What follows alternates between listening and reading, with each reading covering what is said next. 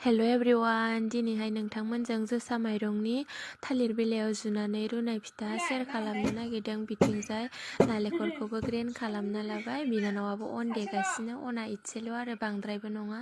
Grand खालामना लानाय नालेंखरखौ सेबखांनानै सानैबो थालिर बिलाइ हानबाय जोङो।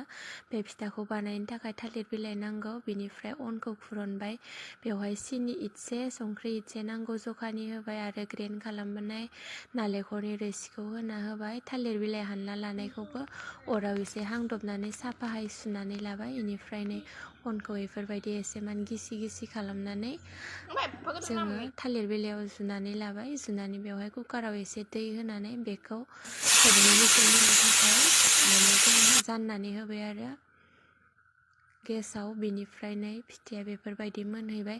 नोंथांमोनाबो भिडिअ नायदोंब्ला खेबसे बानायनानै ट्राइ खालामनानै जा आरोना, बिराद